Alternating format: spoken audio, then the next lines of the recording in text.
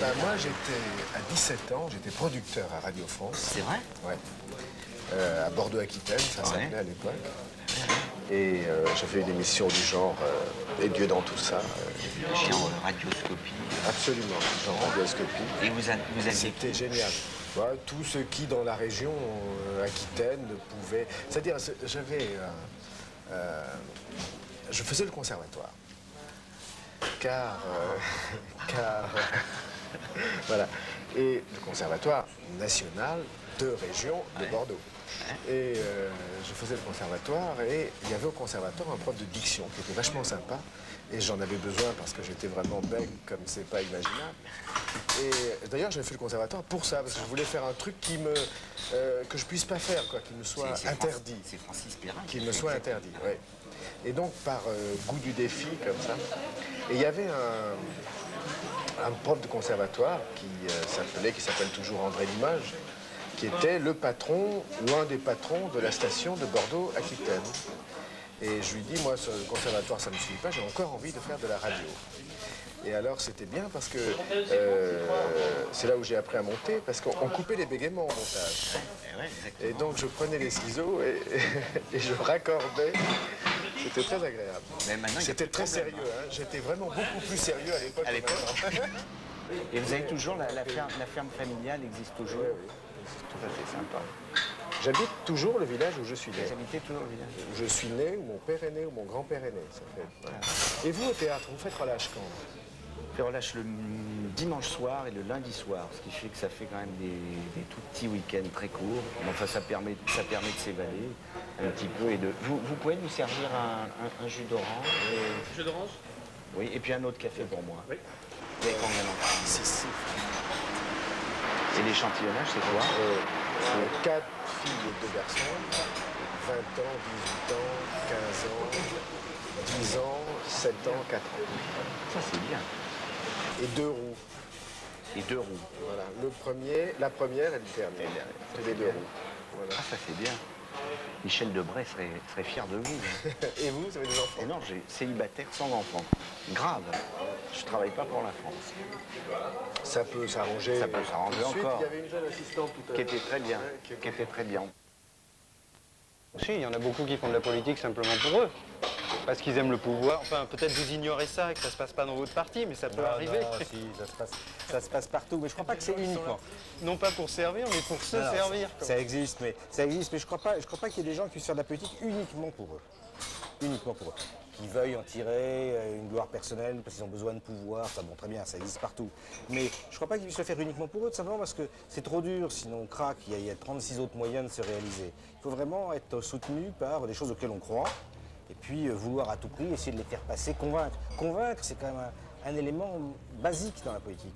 Il faut essayer de convaincre les autres qu'on a raison et les entraîner derrière soi. Alors bon, on réussit pas, hein, mais... Donc c'est la seule chose qui vous particularise par rapport à des politiciens français depuis des générations et des générations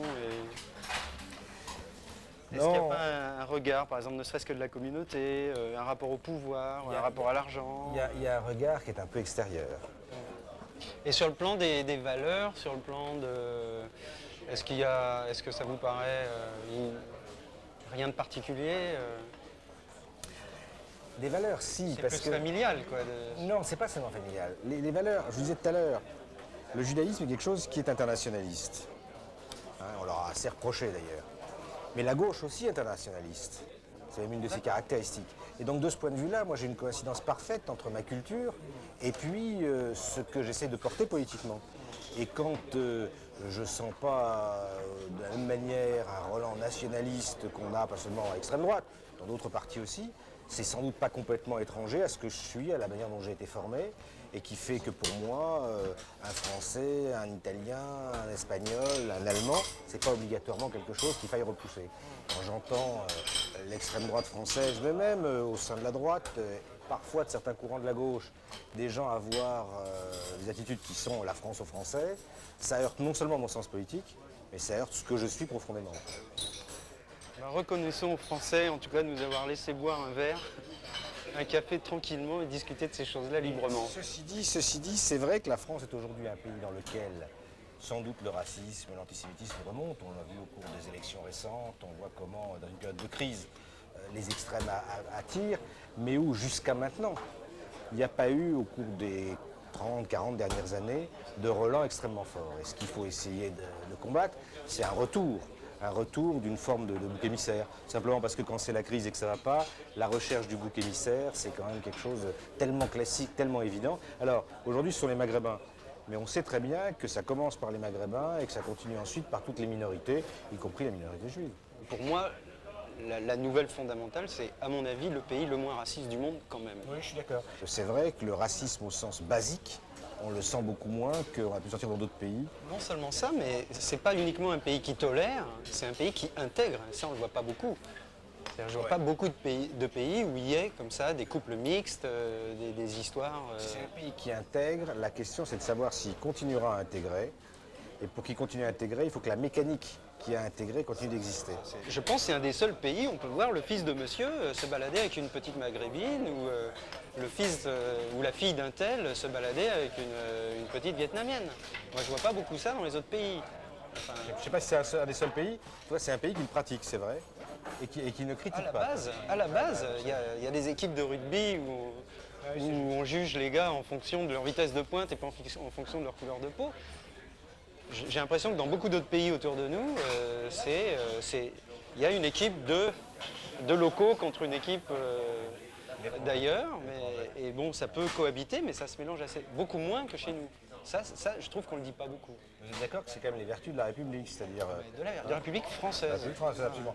Et ce qu'elle a essayé de porter, la fameuse armée de Valmy dans les autres pays d'Europe, mais qu'elle a plus ou moins porté quand même. Plus ou moins. Ouais, non, mais il y a des pays qui ont un peu suivi, des pays qui ont moins suivi.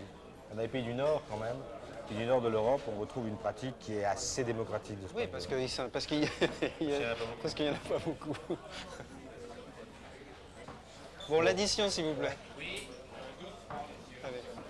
Non, c'est pour moi. Ce sont des fonds privés. Ça va. Comme ça, on sera accusé de rien. Nous avons été brillants. Ah bah attends.